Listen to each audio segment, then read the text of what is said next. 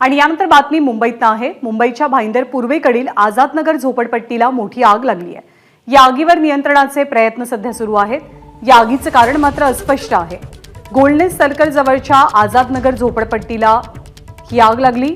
अग्निशमन दलाचा एक जवान ही आग विझवताना जखमी झाल्याचं सुद्धा वृत्त आहे।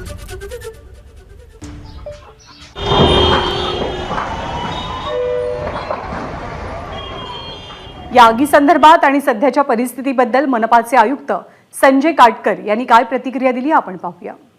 आझादनगर गोल्डन सर्कलच्या ठिकाणी जी आज सकाळी 5च्या सुमारास ही आग लागलेली आहे। या आगीला नियंत्रणात आणण्यासाठी मीरा भाईंदर महापालिकेतर्फे सर्व प्रकारचे प्रयत्न चालू केलेले आहेत।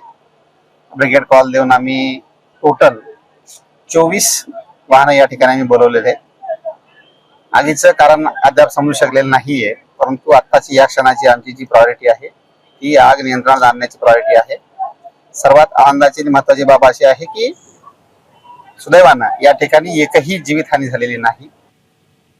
ते आगीचे कारण अस्पष्ट आहे आणि आग विझवण्याचे शर्थीचे प्रयत्न सुरू आहेत।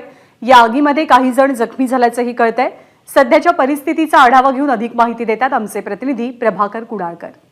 3.5 तास झालेले आहेत, मात्र अजूनही भाईंदरच्या येथील आझादनगर झोपडपट्टीला लागलेली आग आटोक्यात आली नाही आहे। मी आता घटनास्थळी आपण जर बघितलं तर हे भाईंदर पूर्वेकडील गोल्डन सर्कलच्या बाजूला ही झोपडपट्टी आहे। जवळपास अंदाजे 500 ते 600 हे छोटी छोटी घरं आहेत। हे संपूर्ण वस्ती अनधिकृत आहे। आपण जर बघितलं तर पहाटे 5 वाजता ही आग लागलेली आहे आणि आगीने एवढं रौद्र रूप घेतलं की पूर्ण जो धूर आहे हा ढगामध्ये पूर्णपणे आसमानात बघितलं तर आपण धूरच्या अलोट जे धूर दिसत आहेत।